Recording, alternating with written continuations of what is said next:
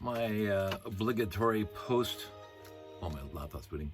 My obligatory post-show wrap-up, which is the actual one this time instead of.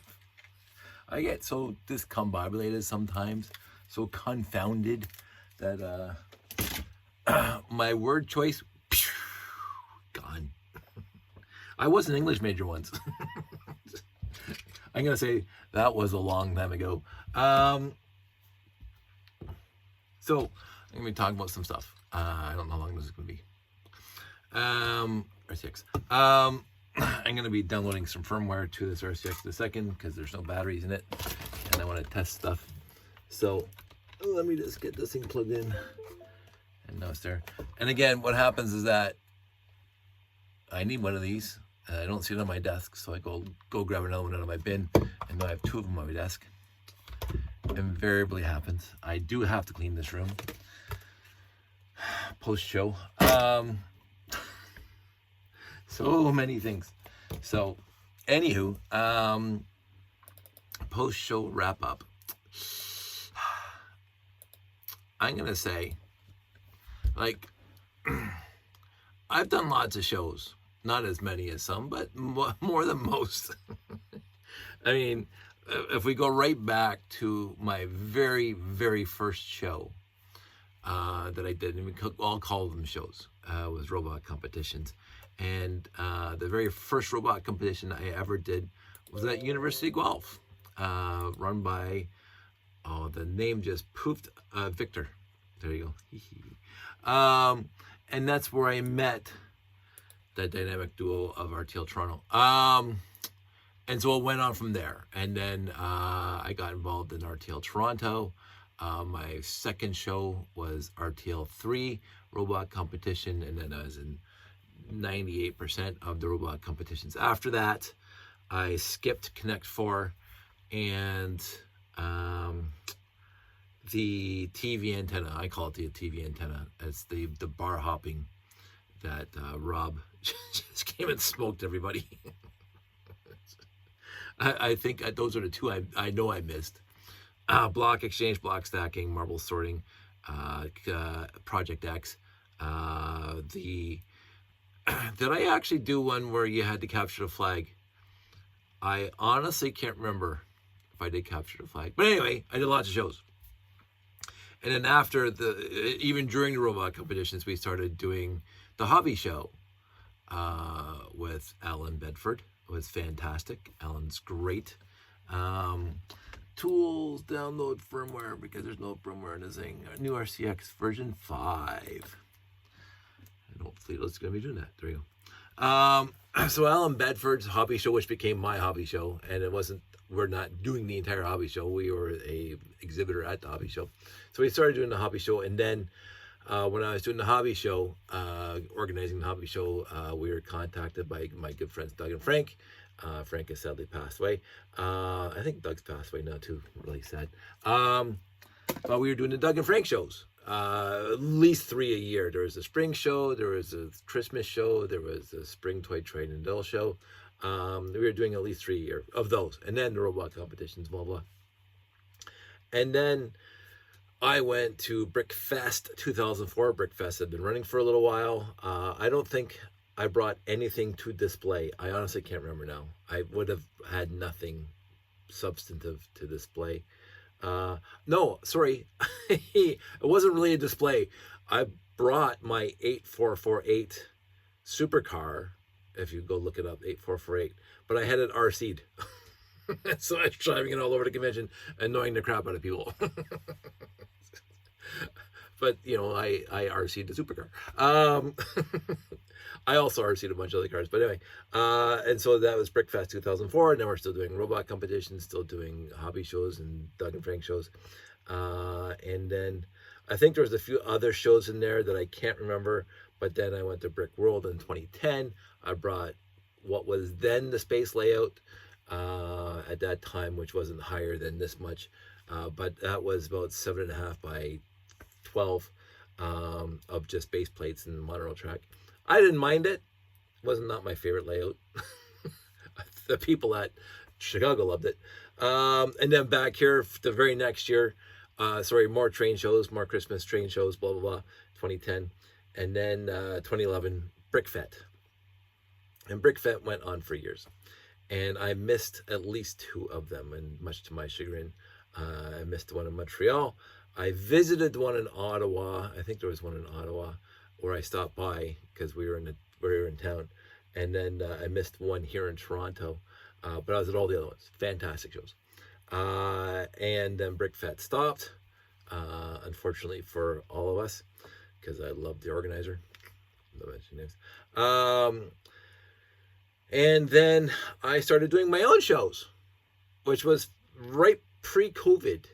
I started doing my own shows, where I would call up the Ancaster Collector Show, or I would call up the Mississauga Collector Con, and I'd say, hey, do you got space for me to exhibit my layout? Here it is, here's a video of it, and blah, blah, blah.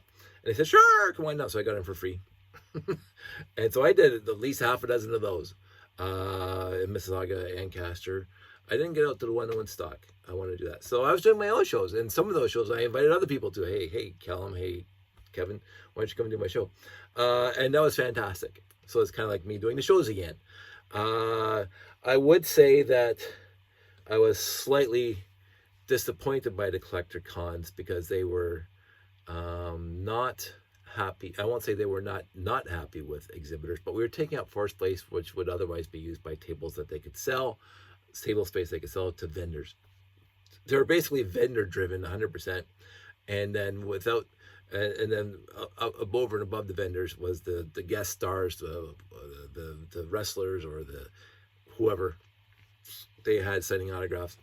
But there was no other exhibitor at the entire show besides moi and whoever came with me. And I felt a little uncomfortable with that because they felt a little uncomfortable with that. It seems, I guess they're not Doug and Frank. I'm going to go Provisas. Doug and Frank were exceptional.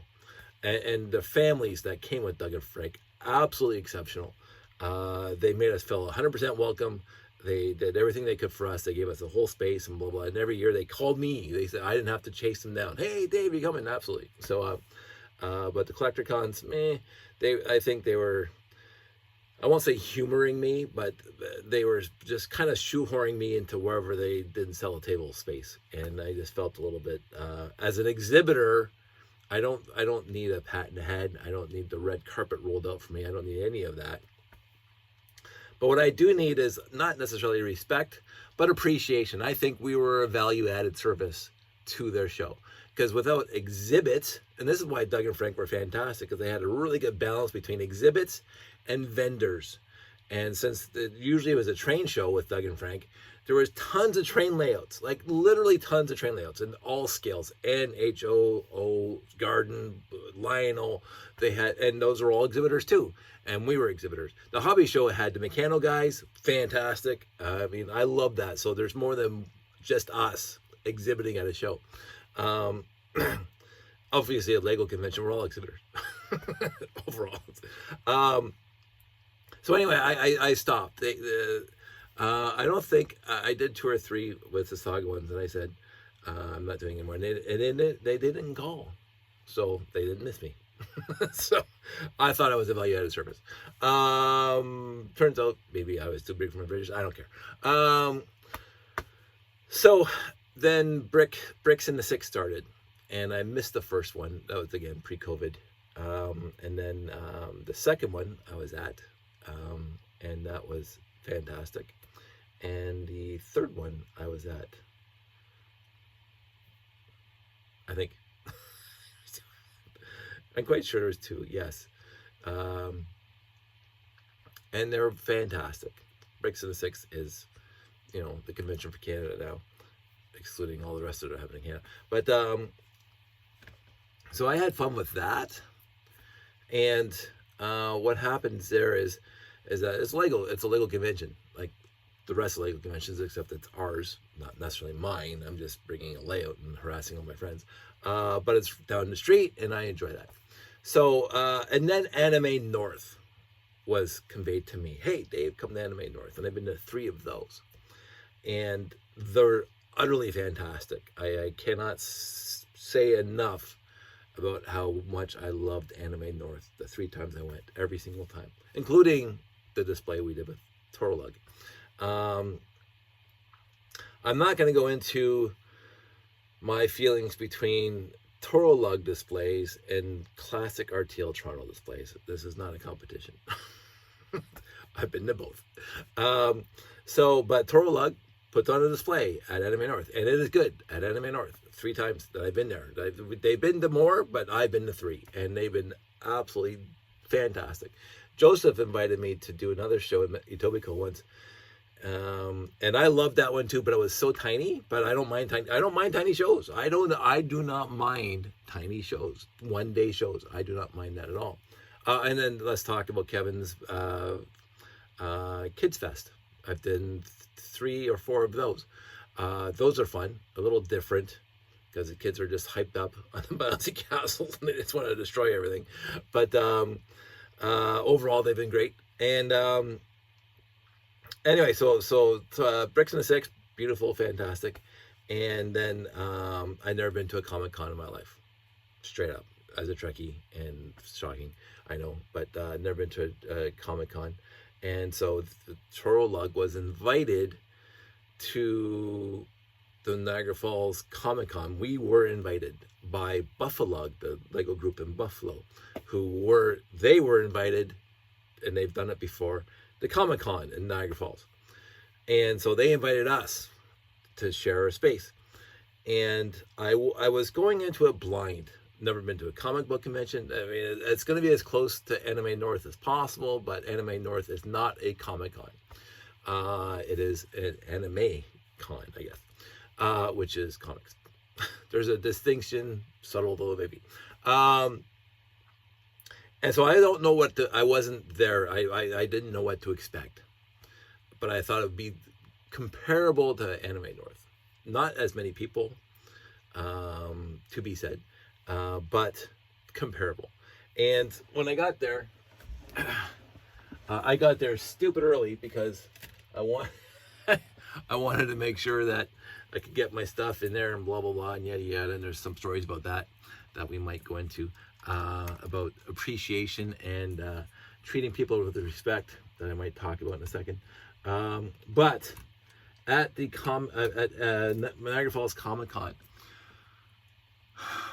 going into it with not low expectations, but going into it with an idea that I don't know what this is, I was blown away. Again, not by the size of it, because again, Anime North completely dwarfs the Niagara Falls Comic-Con. It's not even close. How big Anime North is. Like they take up the entire block of convention halls around the airport. Niagara Falls Comic-Con was in the Niagara Falls Convention Center. It's still a big building, still a very big building. And they were upstairs and downstairs. They had symposiums, they had get-togethers, they had competitions, they had whatever. I just basically hung out the entire weekend. We were right beside, this is part of my love of this convention, we were right beside the DeLorean from Back to the Future. Now, it is a fan-made DeLorean, I would imagine. That's what they said. It's not the one from the movies, but it was movie accurate. And I got to see it the entire weekend. And next to that was the station wagon from National Lampoon's Vacation, the first one. And that was a bit of a draw because Chevy Chase and Beverly D'Angelo, who played Mom and Dad in the first movie, and I think the rest of them, were there to sign autographs and, whatever. And Leah Thompson was there, who played Mom in Back to the Future. She was there, so I got to see her. But even beyond that, though, even if those things didn't happen, I'm not going to say it was my favorite show ever. I won't say that. It's hard for me to, because they're all subtly different. Like I loved, to this day, I loved all the Brick Fets because I know who's running it, and I know I love them. But I loved the very first Brick Fet that we did at the AHA Center in downtown Toronto. I absolutely loved it. It reminded me of the first Brick Fest, which I absolutely loved. Brick World Chicago, which I really appreciated. The Doug and Frank shows, but they're all different, right? So for my first Comic-Con, and never ever experiencing a Comic-Con before, I loved it from beginning to end. There was not a bad part about literally the entire weekend. And again, I'm going to say this with the idea that while we were taking down on Sunday, there was a massive thunderstorm outside, and the lightning, thunder, wind, the deluge of rain, where you could not see the other side of the parking lot because the rain was coming down so hard, and you have to load your cars in that. I've never had to do that before, by the way. Load my cars, load the van in the rain, and it's just torrents coming down. I'm just thankful that, again, so this is, I got the wooden boxes and not the cardboard boxes. I can't even imagine the shape of those cardboard boxes right now if I was still using cardboard boxes during that deluge. Because it came down. Had I waited an hour, it would have stopped. But you don't know that, and you have to load the car. So even that did not put a damper. did not put a damper on my love for the weekend. It was fantastic. I walked around a little bit, but for the most part, I hung out the layout and the friends from Turloug and made some new friends from Buffalo, and it was fantastic. It was absolutely top to bottom. I had a time of my life. Can't say enough about it. The things that were not Lego related, the Daleks were there from Doctor Who, which I absolutely adored because they would go around once every 4 or 5 hours, all days, and they would talk to people, and I have a couple of videos of them talking about the layout. They talked about the layout, and it was like, I'm going to say this. I'm going to absolutely say this because I have no problem saying this at my age. My eyes got a little misty. I grew up on Doctor Who and Star Trek and everything else, but I grew up in Doctor Who. I grew up in the Daleks, and they were just cruising on by, and all of a sudden one stops and looks, and the other one says, "What are you looking at?" And the first one says, "It looks like Skaros, the Dalek home planet." But where are the Daleks? There's no Daleks in there. And the other one says, "They've probably been exterminated." It's just like I couldn't have more joy for that the Daleks were interacting with the space layout. I just like, oh my God, it was just a completely serendipitous. I happened to be there. I was actually happening to take videos of the layout when they came around the corner, and they were right there. And it was like, and primo Dalek looking Daleks. Like it was like not hodgepodge or like thrown together. These were like almost looked like they came off the set. Even the way they moved and the way they talked and the way they turned their head, and it was just utterly fantastic. The Ninja Turtles were great. This is 4 people in costumes, and Ninja Turtles were fantastic, and Shredder fantastic. Of the 501st was there, fantastic. They had on the other end, they had Jabba the Hutt set up. They had the Rancor set up. They had the snake from Harry Potter Chamber of Secrets there, so you get your pictures taken with all the stuff. And they had a corridor of Star Wars, so you get your picture of Darth Vader in like a corridor ship. It was just so many things to see and do, and it was fantastic. I didn't do anything else besides hang out with Leo. so I'm gonna be riding on this high for a while, by the way. But how fantastic that show was. Now, some of the complaints that I heard afterwards was it was packed, and it was packed on Saturday. It was busy all day Saturday. You couldn't move out there. It was very, very packed. Friday and Sunday were very, very nice. You can move around. There were some intense moments, a lot of packed, 3 or 4 deep. But overall, Friday and Sunday were fantastic. I didn't feel as claustrophobic. Our display, and I'm going to say our in the Turloug and Buffalo context here, was beautiful. Like there wasn't a bad mock there. The worst was the layout. My layout. There wasn't a bad mock there, and people, the attendees, were very enthusiastic, very appreciative, and very, very respectful. There was not one disrespectful person who saw our stuff at the show. They had wonderful questions. The kids loved it. I only had one derailment, so there's only one. But the parents were, no, hands off. We had the science hands off. So there's not too many kids playing with layout and other things. So the Buffalo Cowboys and Aliens it was just a beautiful layout. You got it. There's videos of it on my channel, and elsewhere. The Cowboys and Aliens is just primo. There's a lot of humor in there, a lot of Easter eggs, a lot of whatever. Mike brought his Winter Village. I love looking at the Winter Village. The Sesame Street, the Muppets, the Magic Bus, the Tim Hortons, and the piece de resistance, the numero uno, is Kelly's tower, her condo tower, which people couldn't stop talking about. It was wonderful for her second show now, because her first was Anime North. She deserved all the praise and worship that she got. It was fantastic. And then she helped me tear down the layout on Sunday, which is great. And Karen was there for helping. So all 3 days, I commuted on Friday. So I went there Friday morning to set up and then do the show Friday. I left at 6, went back home. And then Saturday and Sunday, Sandy had a hotel in Niagara Falls and we stayed there. And so Sandy was at the show for a little bit. Josh was at the show for a little bit. So that was great. We didn't spend a lot of money. So on the, and I won't say on the flip side, I understand that they can't do it for everybody. And I think there was a miscommunication somewhere, or things were not conveyed to us properly.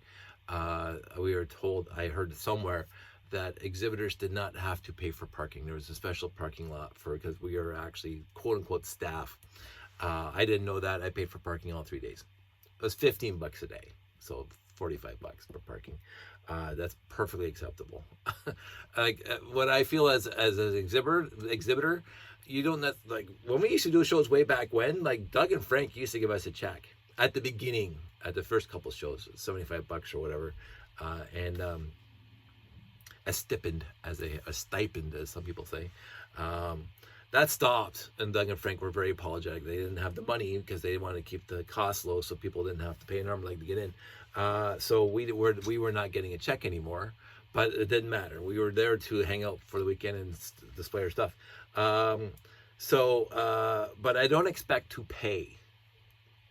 The expectation is I do not pay, and none of the people I'm with should pay, including parking. So, but I think there was a miscommunication, or I just didn't know the rules or the lay of the land. Hopefully next year it'll be a little different, because in context, exhibitors are a value added service, I think, to a show, and a show should, again, don't need a pat in the head, but be quote unquote appreciative enough to make us not pay. Anime North, to be clear, gives us food vouchers to last the weekend for everybody. We get tons of food vouchers. We get free parking. We get, like, Anime North just bends over backwards for the exhibitors, and I love that part. So I don't think Niagara Falls, I think I missed out on a memo somewhere. But again, the staff of Niagara Falls Comic Con, wonderful. And this is where I'm going to go with that story. I kind of inferred way at the beginning. So I'm my usual self. It doesn't stop.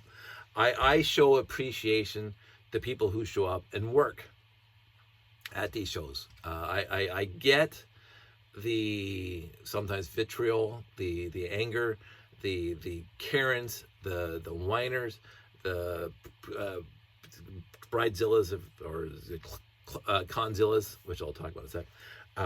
People who do not appreciate the effort that goes into presenting one of these shows to make sure the public's all getting something to see and do.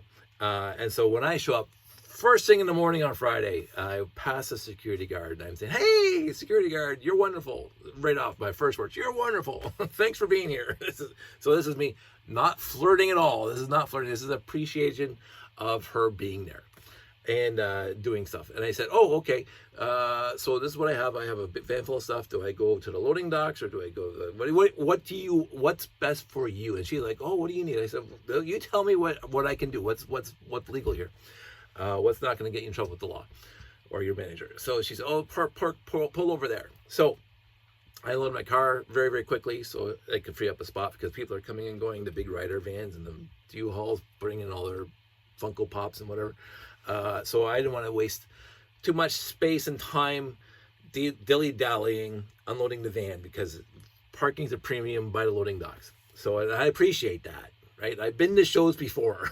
So I unloaded quickly, didn't even bother setting up. But moved the van. As I'm pulling out, thank you so much. You're fantastic. You're wonderful, wonderful. Heap praises on the security guard that's getting a lot of ear flax from everybody else.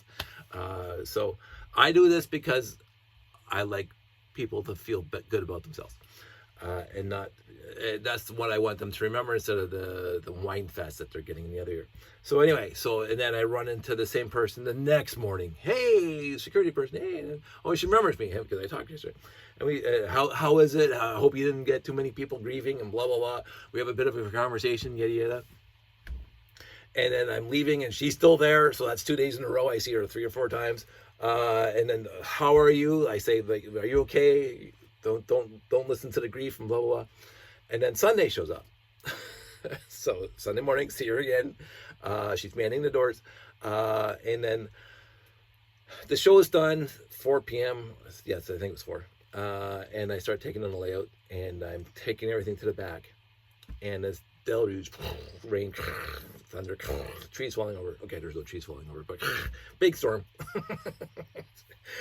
I like the sound effects. This is a high production value thing. And so I have no coat because it was warm in the morning. And my hat is in the car, my Tilly hat. And I'm walking out there, and all my stuff is at the door.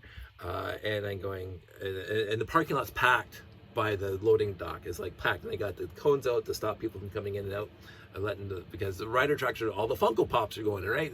They're not going to go 5 miles on this parking lot. They bring trucks over. But I get over to the security guard, same girl, and she's talking to a guy in a minivan who wants to come in to pick up his kids or whatever. And she goes, you can go over there. And he's arguing with her, and there's 5 cars behind him waiting to get out, kind of thing. Like it's a zoo, as it always is on load in, load out. And now it's the raining, and she goes, oh, no, sorry, sir. And she's very polite, she's very professional. And this guy's, doesn't matter. He goes on his way. And I go, oh, I got it. Don't worry about it. I will go, my car's not that much farther. It was twice as far, but it's not, I'll handle it. She goes, no. She goes, you come in here. Really? No, she said, not a problem. You come in here. And I'm looking around the parking lot, because it's kind of cordoned off with like the concrete pillars and whatever, like right by the loading docks. Like you have to gain entry through the 4 traffic cones, and it's packed with the riders and the U-Hauls and the cube vans. And I'm like, I said, I don't see a spot. She said, don't worry about it. You go get your van and you bring it over here, and I will find you a spot. I'm going. So I go get my van. I come over, and there's 4 vans in front of me trying to get in, and she's waving them all away. She's, well, nope. She's talking to one guy, and she moves the cone, and she's waving behind for me to go in. That's right. Nope, you van, you can't go in here. Like, so I'm going, what the? And then her manager's in a little golf cart with the roof on it, because it's deluge rain. She waves me over, and she points to a spot where it's not a spot. She said, you park there. Take as much time as you need. What? I said, yep. She told me all about you all weekend. You take as much time as you need. This is my point about how I run my life, period. And I don't do it for the bonuses that I get. And the bonuses are nice when they happen. I am not a nice guy. I'm a nice guy. I've been told by many girls who didn't want to date me back in high school because I'm too nice. I'm nice because I'm nice. It's the way my parents brought me up. It's the small town I grew up in. It's the just be pleasant to people, because life's too short and blah, blah, blah. There's a whole list of reasons why I'm just the nice guy that I am. But every once in a while,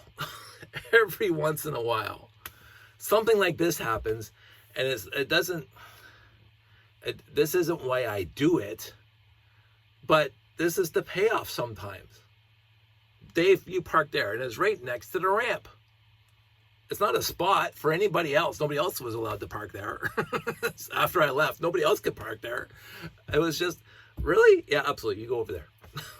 So I'm loading up the van, and while I'm loading up the van, I have to go back in, get the boxes, come down the ramp. It's a big long. You could drive up it, and there's this girl arguing with another person at the door, at the bay door, when they're inside the building, and the rain's 5 feet from them. She goes, "Can I pull my car into the building to load up my stuff?" And the guys, and I hear this, right? And I stop because, again, you look outside and the rain, and you see the water pattering like this, blowing up in the parking lot. So when you're walking, you're just drenched, and the culverts are not getting the water fast enough away. And these guys are carrying or rolling out all their Funko Pops and all the basilisks and Jabba the Hutt parts and whatever, trying to get out to the Q van without getting the stuff wrecked, because you can't pull the vehicle into the building. Now, I've been at shows where you're allowed to drive the vehicle into the building, but this ain't one of them. There's not one car in the building. And people have been loading up for 2 hours now. And she's talking to the guy and arguing with him. Why can't I don't want my stuff to get wet. Nobody else does either, lady. Like, literally nobody else wants their stuff to get wet either. And they've been loading for 2 hours now. Like, literally half the floor is gone. And you're arguing with the security guard saying, "Why can't I want to bring my car in?" And he's saying, "Well, sorry, ma'am, you can't." But I'm gonna get my stuff wet. It's like I'd love to pull my minivan right back, because again, you had the loading docks and the ramp at the back of the building. We were right at the front of the building. So when I was bringing my stuff in on Friday morning, I have to unload it from the van and carry it all the way across the floor, drop it off, and go back to the van. Like, I did that 3 times, because again, moving the layout around 3 trips. And then I had to go back and park the van, because I can't leave it there, because that's people unloading and loading. And it is what it is. Now, when I was unloading on Friday, it was perfectly sunny outside. Now I'm loading up on Sunday, and I'm slipping on the ramp. I'm trying to hold the cart steady, making sure my layout doesn't fall off and get smashed to bits and soaking wet. I have a picture somewhere, I think it's on my Flickr channel, of 2 of the boxes sitting in the rain. So it was anyway, I just have a tough time sometimes, because here I am treating this whole staff with respect the entire weekend, because again, they give us some space for free and blah blah, and because we have the exhibitor space and we got the backstage pass, we can walk around the building where other people couldn't walk around, and enjoy the rest of the show that people had to pay $70 to get into, or whatever they paid to get into this thing. We got it for free, which is fantastic, which I don't mind paying the $15 for parking. But some people just seem to think that this stuff does not apply to them. I could go on to when Sandy and I were at Costco earlier the week, and this guy was the most arrogant, self-centered narcissist I had ever met. But I'm not going to talk about that, because I'll just get my blood pressure up. But I just don't understand sometimes how people think that they are special enough and everybody else has to suffer. And like, people can be special all they want. I have no problem with people being special, as long as nobody else is suffering doing the same thing. And I just had to stop and shake my head at this woman who was arguing with the gatekeeper, that she can't drive her car onto the floor to put her stuff in it, because why can't she? There's no other cars here. There's not one person here, and I'm feeling bad, because again, my layout is, first of all, it's Lego, so Lego can get wet. Second of all, it's in wooden boxes, so that doesn't matter overall, as long as I don't leave it in the rain. And I'm sitting pretty comfortable at the bottom of the ramp. So again, I'm pretty good. And yet you have all these other vendors and exhibitors, I guess, or some of the exhibitors, they're carrying stuff out in cardboard boxes and carrying out their MDF shelves. And I'm going, MDF is going to suck in the rain. Like, MDF is bad in the rain, and like all that stuff. And some people know how to do these shows. They have the Funko Pops on their little galvanized shelves, and they just shrink wrap the whole thing, not just because of the rain, because it just stops the Funko Pops from falling off, and they're just wheeling those things out like dozens at a time. And I'm going, in this instance, because I've seen it before at other shows where they just they just shrink wrap. They get the big, huge zip, the Glad saran wrap. But it's not saran wrap. It's just, and they just take the whole shelf with all the stuff on it and just zip it up, and it just stops stuff from falling around. But this is going to save the Funko Pop boxes from getting wet and ruined. And I said, that's brilliant, right? But their truck's way over in the far corner of the parking lot. They're rolling it out there in the rain for like 5-10 minutes to get to where the truck is. And then going, like, I'm feeling bad for them, even though they probably made a killing of money this weekend because everybody is buying their wares. But still, but the people I really felt bad for were the other exhibitors who don't have this whole setup with the shrink wrap and all that stuff. And I'm watching them carrying cardboard boxes out with their paper comics in it, kind of thing. And the rain's coming down, and there was a lot of people piled up at the door waiting for the rain to stop because I was looking at the floor, just full of cardboard boxes with comic books. It's a Comic Con, right? And I'm going, you can't get those wet. I'm feeling bad for them. And then this girl's arguing with the gatekeeper, I guess, but bringing her car on the floor. Anyway, I've talked enough about that. I have a tough time with that. I really do. The obliviousness of some people, which infuriates me sometimes. I have to learn to let it go. The guy handled it remarkably well, and I said nothing. If it was getting a little heated, I would have, we're all out during the rain. But she wasn't escalating, and she eventually, after I had another trip, she let it go. She didn't ask again. I'm sure her car was not in that area with all the big rider trucks and one blue minivan. Anyway, that was a long story to tell you that I had an awesome, again, even that, this was an awesome show for me. I got online and I found some videos of other people. And there was, I saw 1 or 2 posts out of all the hundreds that I read or comments about Niagara Falls Comic Con where the person who was posting didn't appreciate it, or they thought it was X, Y, and Z was wrong. Somebody even trashed the layout. Like the Niagara Falls Comic Con, I follow their Facebook now. And on their Facebook, they were taking pictures around the show and making posts about it. And one of the posts on Saturday was, "Hey, look at this wonderful layout," and it was the space layout. And I said, "Oh my God, thank you so much for, posting a picture of my layout."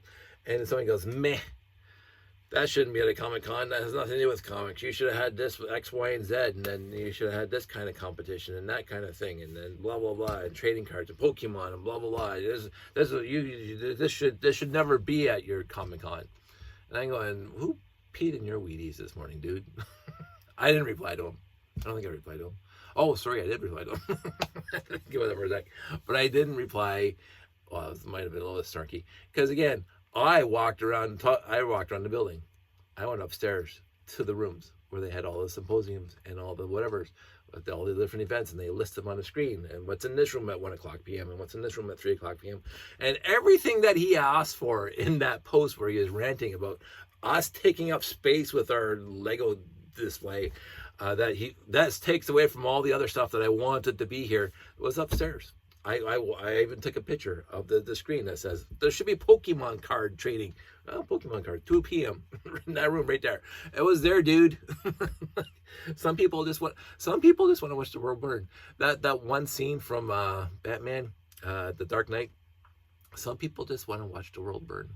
They don't care about anything else. They just have to. They have to be negative because it makes them positive. I'm not even the exact opposite. I'm positive just because it's the right thing to do. And if other people appreciate my positiveness, hey, that's a serendipitous and unintended win.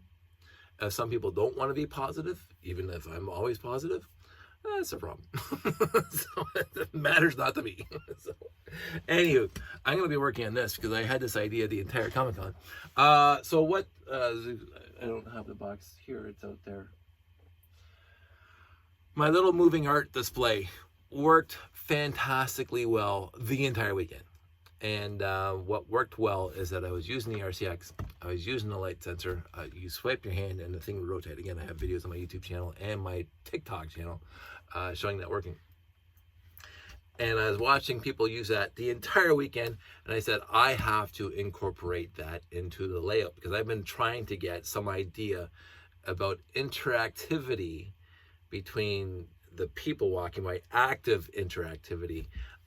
Again, with the Easter egg hunt, which I still, for 10 years now, keep on trying to get done. But what I wanted, after watching them swipe their hand and watching the moving art spin around, and they loved it, I was trying to figure out what I could do to get something like that into the layout. And I did this a long time ago as one of our ad hoc displays with Jeff, where I had a radar dish farm on a couple base plates inside our ad hoc thing. And what happened was that all the radar dishes were connected together via axles. And so they all turned in the same way, and they all went up and down at the same time. And I remember how I built that. And I said, I should be able to do that in a smaller scale, because it was a huge thing. I should be able to do that in a smaller scale and have the hand swipe thing hanging off the front of the layout, like where it says, OBB, CSL, or Cassiopeia, Sierra Lunar Base, somewhere in there, have the sensor thing, swipe sensor thing hanging off the edge, and a little sign that says, swipe your hand here, and then have the radar dish move around. And so I came home today after work, and I built this. This is basically one portion of the radar dish installation that I did years ago. And what happens is that one axle, one motor makes it spin around, and the other motor makes it go up and down. Makes it go up and down. Let's see if I can. There we go. Makes it go up and down. And so you swipe your hand, and this thing will go randomly up, down, back and forth. And then you swipe your hand and it'll stop. It's a small thing. It's a step one. It's a step one. And so I had this discussion many times this weekend, not only with attendees who paid money to come and see the show and were asking about the layout a lot, but the Buffalo guys and even some Torlug people. Because from my point of view, I've heard this before, that some people do not like seeing the same thing at every show. They want to see something different. And I have a lot of friends who will build something new for every show, or for the year, and then they destroy it and build something new for the next year. And I love that about them. I really do. Again, that's a good thing. I'm not like that. Right now, all I have that can be show worthy in a show presentation worthy is the layout. Again, what Jeff and I used to do, the ad hoc ones, it was always different every time, and we would add and take away, and this building here and then a different building next time. But the layout's been pretty static for the past 6 or 7 years, possibly more. That's because it fits into the boxes. It's easy to set up, easy to take down, easy to store. Right? If I go changing it for every show, that I lose that. And the other point that I made is that I mentioned this in the wrap up at the actual show. This was the smoothest layout I've ever had, smoothest run layout I've ever done. I didn't have to do even the Anime North was a little more babysitting than I had to do this last weekend, where I'm always back on my laptop updating the RCX and blah blah blah for the timing and whatever else like that. And the wiring was a mess and blah blah blah. This was the neatest, cleanest, and the least babysitting I've ever had in my layout ever. And with those sanctions, that's saying something, because that also adds to it. All the work I did at running the wires and making the wires better and hiding them better worked fantastically well. And labeling the wires, I have to finish that, but that has to help. And so now that the layout, it did take 4.5 hours to set up on Friday, but there's some extenuating circumstances as to why it took 4.5 hours. It would have been under 3 except for the extenuating circumstances. But if it's under 3 hours, and because I actually did the lighting this time too, I lit up. I didn't put the light standards, the spotlights, but all the base plates were lit up. The tower was lit up. All the habitat was, everything was lit up. That could be lit up, and that helped. And I wanted to do that for Anime North. I haven't done that since Bricks in the Six last year because they had the lights out, or Brickomini. But and getting everything lit up takes more time. But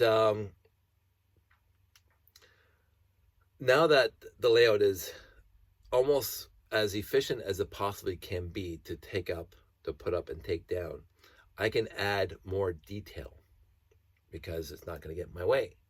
And so the plan now, and I mentioned this a few times this weekend, is not only am I going to go revisit some of my buildings and build them stronger and better, because some of them are very brittle and they break, or very, they break if you look at them.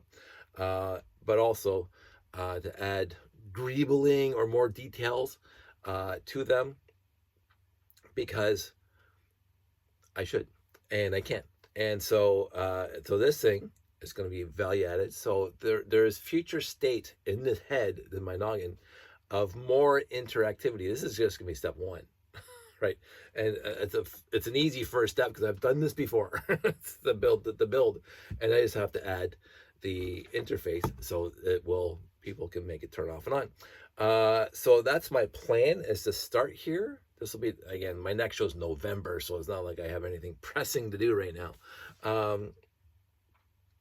But it is going to be, I'm going to add more enhancements. I'm just going to call it that. The adding enhancements to the layout, now that it's pretty static. And people have not told me to my face, maybe they're hiding it, maybe they don't know, that they hate seeing it, that they're bored of seeing it.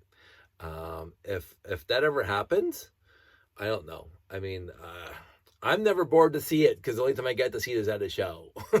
and I honestly do love the public's reaction to it. I really, really enjoyed that this weekend, was the public's reaction to it. And I had some really wonderful conversations with the public this weekend. But even Buffalo, especially about the monorails and the copperized track, that is such a value-added enhancement, is the copper on the track, because, and again, people got used to it, but at the beginning, Dave, your train's stuck. No, it's not. It stopped at a station. That's what it's supposed to do.